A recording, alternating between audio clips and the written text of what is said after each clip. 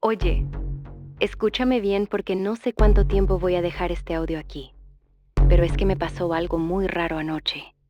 Estaba buscando información sobre lo que pasó en Florida, ya sabes, con el tema de Ted Bundy, pero no lo que sale en los libros de historia o en los documentales típicos que todos hemos visto mil veces. No, me metí en un agujero negro de testimonios de gente que estuvo allí, de guardias que nunca hablaron públicamente, y, la verdad, no puedo dejar de temblar. Es que, para entender por qué la gente dice que su sombra sigue caminando por los pasillos de la prisión estatal de Florida, primero tienes que entender el vacío que ese hombre tenía dentro. ¿Te acuerdas de cómo era todo en los años 70? Yo trato de imaginarlo. Esa época donde no había cámaras en cada esquina, donde no existía el ADN y la gente simplemente dejaba la puerta de su casa abierta porque confiaba en el vecino. Era el escenario perfecto para un tipo como él. Pero la raíz de todo esto es mucho más profunda y retorcida. Bundy creció en una mentira absoluta. Imagínate descubrir, ya siendo un adulto, que la mujer que pensabas que era tu hermana mayor era en realidad tu madre biológica y que tus padres eran tus abuelos. Ese choque emocional, esa sensación de que toda su existencia era un engaño, parece que fracturó algo en él para siempre. Se convirtió en un experto en construir fachadas. Era un tipo joven, guapo, con ese carisma que te hacía sentir que lo conocías de toda la vida. Estudiante de leyes, voluntario en líneas de ayuda contra el suicidio, un tipo que parecía tenerlo todo bajo control. Pero por dentro había algo que no pertenecía a este mundo. Bundy no era solo un asesino, era un manipulador de la realidad. Engañaba a las chicas fingiendo que tenía un brazo roto, pidiendo ayuda para cargar libros en su Volkswagen Beetle.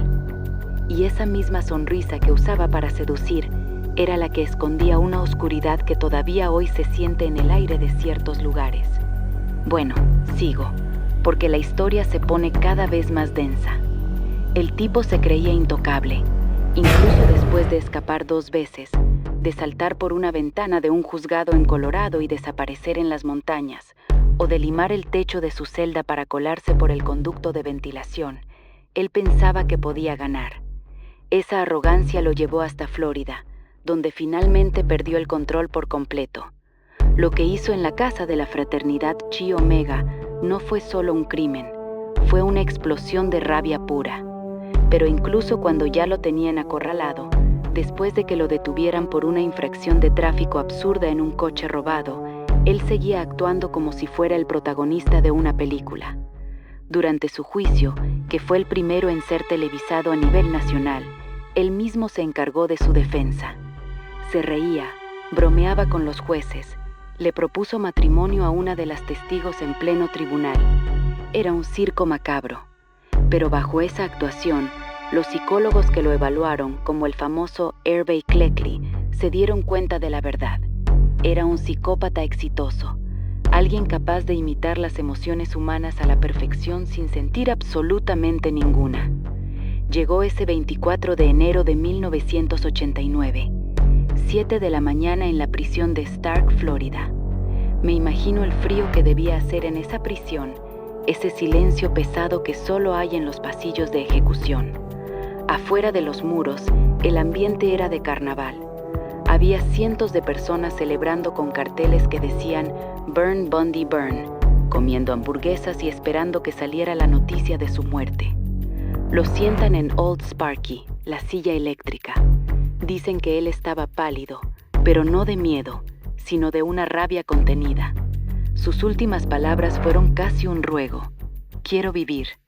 Pero el interruptor bajó. 7:16 de la mañana. Su cuerpo se sacudió, el humo salió, y oficialmente el monstruo estaba muerto. Pero ahí es donde empieza la parte que nadie te cuenta de forma oficial. Poco después de que se llevaran el cuerpo para ser cremado y sus cenizas fueran esparcidas en las montañas de Washington, porque él mismo pidió que lo dejaran en el mismo lugar donde solía esconder a sus víctimas, algo realmente retorcido, los guardias de la prisión empezaron a reportar cosas que no tenían sentido.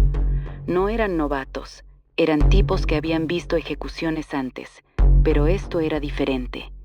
En el año 2001, Un guardia le contó a un periodista, bajo condición de anonimato, que varios de sus compañeros habían visto el fantasma de Bundy sentado casualmente en la silla eléctrica. Dice que la habitación se ponía helada de repente, tanto que podías ver tu propio aliento en el aire, y ahí estaba él, sentado, relajado, con esa maldita sonrisa que puso durante todo su juicio. El guardia contaba que si alguien intentaba acercarse, la figura simplemente se desvanecía en una especie de neblina azulada y blanca muy detallada.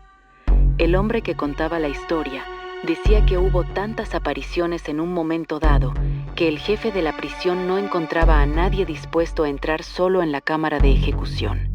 Incluso se rumorea que el alcaide amenazó con despedir a cualquiera que siguiera difundiendo historias sobre el fantasma de Bundy. Y no fue solo en la cámara de ejecución. Empezaron a pasar cosas en el corredor de la muerte, cerca de la celda donde pasó sus últimos días. Los reos, tipos que no le tenían miedo a nada, empezaron a pedir traslados urgentes. Algunos residentes y personal de la prisión afirmaron ver una silueta caminando por los pasillos antes del amanecer. Lo más aterrador es que algunos guardias juraron escuchar su voz. Decían que el espectro los miraba y les susurraba: «Bueno, les gané a todos, ¿no?».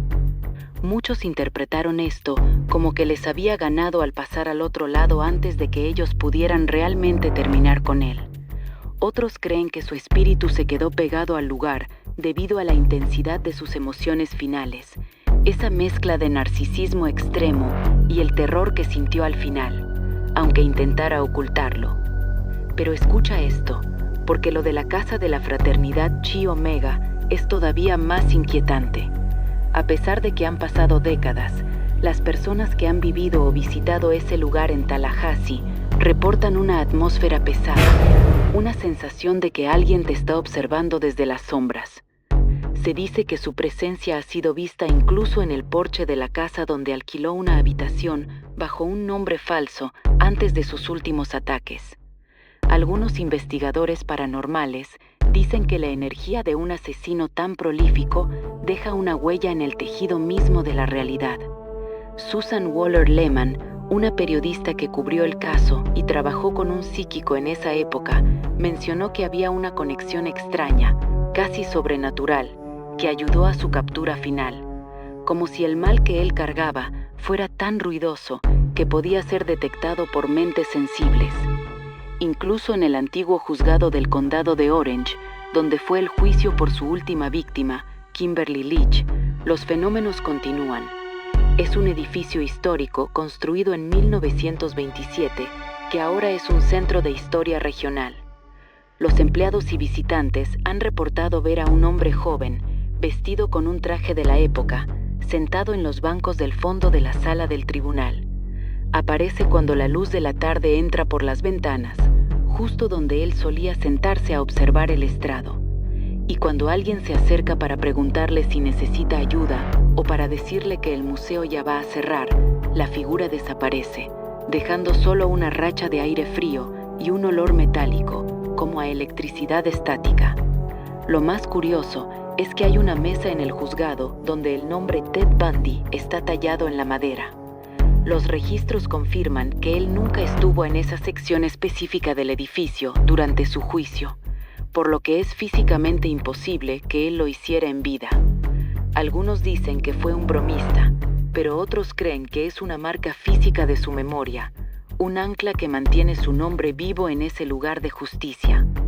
Me pregunto a veces si no es la propia obsesión de la cultura popular lo que lo mantiene aquí. ¿Cómo es posible que alguien con tanta maldad pueda seguir presente? Quizás no es él como tal, quizás es la marca que dejó en nuestra psique colectiva. O quizás, como él mismo dijo, realmente encontró la forma de vivir para siempre a través del miedo que nos provoca. Es como si hubiera dejado una parte de sí mismo en cada rincón donde hubo violencia, esperando a que alguien vuelva a contar su historia para alimentarse de nuevo de nuestra curiosidad. Te juro que mientras te grabo este audio, siento que la temperatura en mi cuarto ha bajado un montón. Es una locura, ¿verdad? Pero después de todo lo que he leído y de los testimonios de esos guardias que preferían renunciar antes que volver a entrar en la cámara de ejecución, ya no sé qué creer.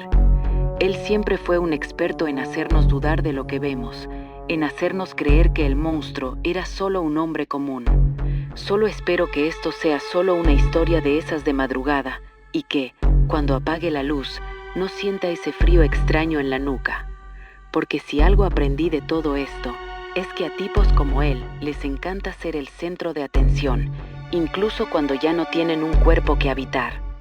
Bueno, ya es tardísimo y tengo que intentar dormir, aunque con esto en la cabeza va a estar difícil. Mañana me cuentas qué piensas, si crees que es posible que alguien se quede atrapado en el lugar donde murió, o si todo es solo sugestión por el peso de sus crímenes.